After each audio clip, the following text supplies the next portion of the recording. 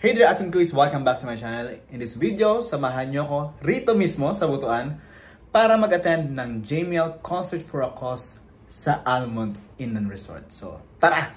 Let's go mga Asin Kuis JML fans! Woo!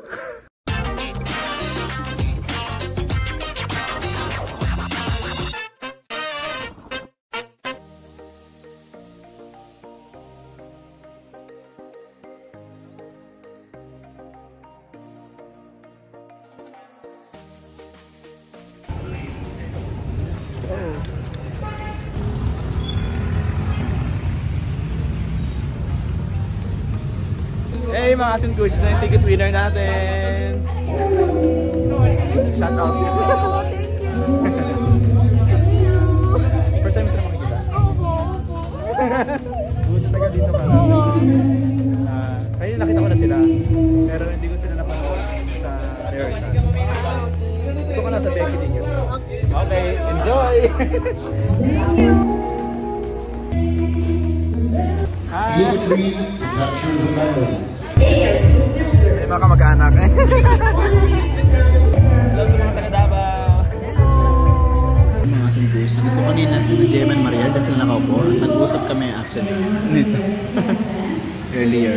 Ngayon, habang di pa sila lumalabas, nagpa-practice sila sa loob.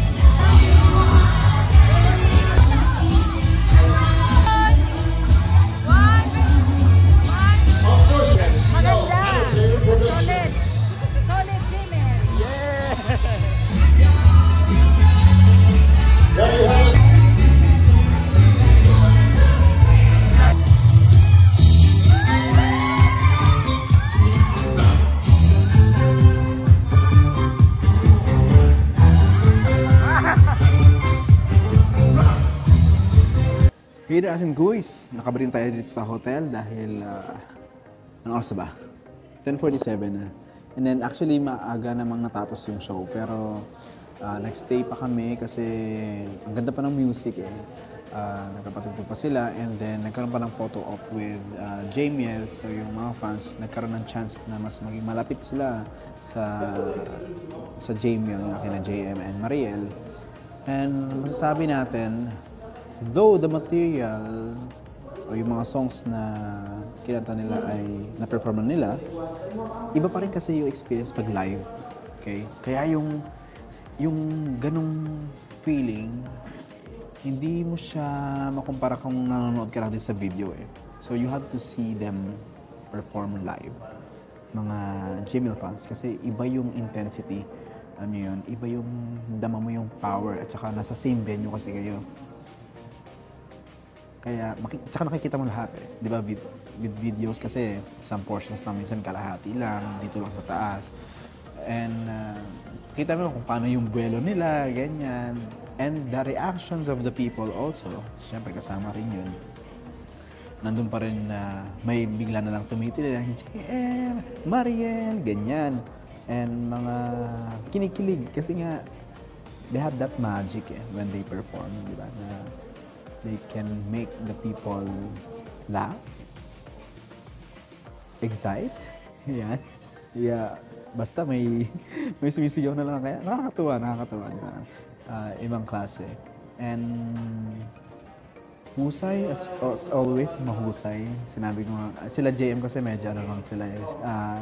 Ano yun, humble, hindi naman parang gano'n pagkatapos. Ang saya na experience ng concert dito sa Butuan kasi we had the chance na ma-interview sila, makausap sila ng mas matagal. At the same time, dami namin pictures ngayong araw actually. Ang saya. May mga napapicture din ng mga Jamiel fans sa akin, salamat. And also yung family nila JM and Mariel, nakausap din natin. Maraming salamat po sa inyo na ayun, na-acknowledge na tayo. And very warm ang saya nila kausap. Ganyan. Tapos, yung producer, yung MCL Entertainment, ang bait-bait nila. Actually, yun ang pagdating ko dito sa Butuan. Pinapunta na nila ako sa venue kasi nandun daw sila JM and Mariel. So, punta naman ako. Hindi muna ako nagpunta ng hotel. So, ayan, pumunta ako. Kaya nagkaroon kami ng picture kanina na nagre-rehearse pa sila. Pero hindi ko sila napanood mag-rehearse, okay? Kaya ano pa rin, surprise pa rin sa akin kung ano yung magiging lineup nila. And ganda ng lineup kasi it's combination ng kanilang mga power ballads, yung mga sayaw din, may mga ganun silang nilagay. And ang ganda ng mga solo nila. Ayan. Lalo naman yung mga duet songs, talaga namang tinitilian at hinihiyawan ng mga tao. Ayun, sa MCL Productions, thank you kasi inalalayan nyo rin ako sa pagpunta ko rito. Hinatid din nila ako sa hotel. Maraming salamat. Salamat sa ganong experience din. Ayan. Special thanks to Tita Nanette, to Miss Omay. Talagang inasikaso nila tayo dito sa pag-nanood natin. Grabe, manonood lang ako ng concert And this time, iba. Ngayon ko lang na-experience to. So maraming salamat po. Iba yung treatment. Ano lang din naman ako, concert goer. Pero maraming salamat po. I really appreciate the gesture na buhay-buhay. Abangan niyo yung ating interview with JM and Mariel. Some of your questions nandun. So abangan niyo yan. Yun na lang muna. Pahinga muna tayo rito. Alright, maraming salamat sa panood ng video na to. Lagi kayo mag-iingat. Salamat kayo. Bye-bye.